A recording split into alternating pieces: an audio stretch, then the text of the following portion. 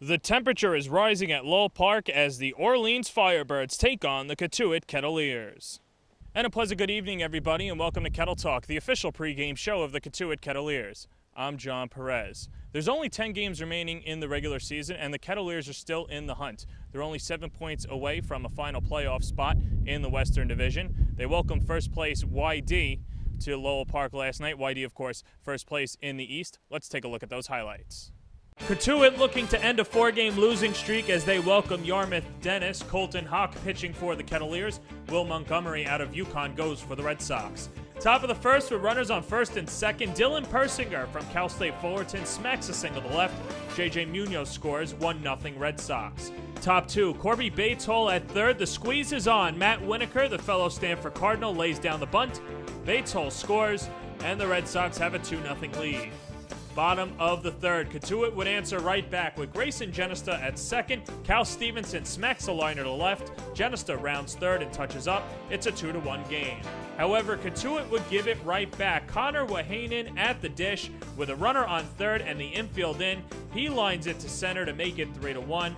Later in the inning, runners now on first and second with 2 outs, and St. Joseph's Deion Stafford Jr. unloads for a 3-run home run, his third jack of the summer, and the Red Sox open this one up. It's 6-1. Bottom of the sixth, after 2 errors from the catcher, Tim Sosnara loads the bases. Persinger taps a single to right. A run comes in, 7-1 YD. The Red Sox would add another one and take an 8-1 lead. Will Montgomery was solid for the Red Sox. 6 innings, 4 hits, and a run. He gets a 5-3 double play on Ryan Hagan to end the sixth. Top of the seventh, the Red Sox would open it up a little more. Persinger again with a single. Tyler Houston scores. The Red Sox were too much for the Kettleers as they drop this one 12-2. Nice. Well, I don't. They may. I don't. I try not to go there. What I try to encourage them with is that when you get in this situation a little bit, I mean, everybody in the league's in this situation, so it's not one team, it's 10 teams. Have they been playing a long time? Yeah. But when I told them tonight, okay, take minor league baseball. One reason they divide minor league baseball leagues into 2 halves is so that teams won't be 30 games out like they are in the big leagues, and to try to keep minor league players more motivated in August and early September. At the big league level, I watched a lot of clubs for many years, different clubs, the Orioles in particular, be 30 games out in mid-August. And what do? You still got to put up numbers because you got to have a job. And so to me, the key is you've got to continue to play the game the same way every day. And if you allow that to occur, fatigue or, I want to go home or whatever it may be, then certainly your play is going to go backwards. So, I just encourage them that you're going to eventually, most of you, if not all of you, are going to run into this in pro baseball somewhere down the road. What's your attitude going to be? How are you going to go about it? So we've got 10 games left. And the thing that I'll watch, the most is kind of how hard we play. So a little bit of a step back for Colton Hawk, the righty out of Stanford. Last night, 4 innings. He gave up 6 runs. 5 of those were earned. He only struck out 3. We caught up with him after the game, and this is what he had to say. Yeah, I mean, there was I threw quite a few pitches, some big innings, and I think everything went well. Throwing a lot of strikes, and the defense came around and everything. But 0-2, 1-2 counts.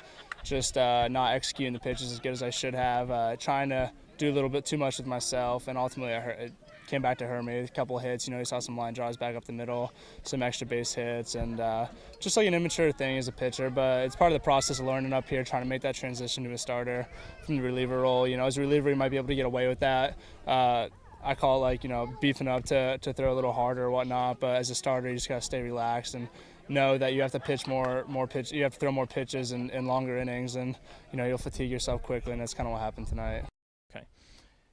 Here's how the rest of the league managed last night. Hyannis beat Brewster 5-2. Chris Hudgens from Cal State Fullerton hit his 4th home run of the year, a 3-run shot.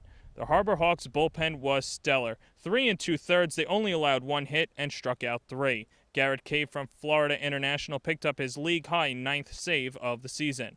So while Hyannis creates a little bit of breathing room, Harwich helps out the Kettleers. Joe Doonan from NC State hit a grand slam, his 4th jack of the year. Austin Fuller from MIT went deep for the 5th time this season. Wareham snapped Chatham's 2-game winning streak. Cole Freeman from LSU, 3 for 5 with 2 runs driven in. And Falmouth over Orleans, 8-3. Josh Watson and Michael Gigliotti each drove in a pair. So let's take a look at the standings. YD still on top in the East. Harwich a couple of points behind. Orleans, Brewster, and Chatham rounded out. In the West, Falmouth still the top team with the wide margin. Bourne and Cotuit stand pack in 4th and 5th place. Welcome back to Kettle Talk. I'm joined by the assistant coach, Brian Scott, in his 7th season with the Cotuit Kettleers. And Brian, you've been pretty much through the ups and downs with the Kettleers, but I'm curious, does it kind of fascinate you and enthrall you to have that unpredictability on opening day every year of not knowing what you're going to get and just throwing your elbows into it and getting to the hard work?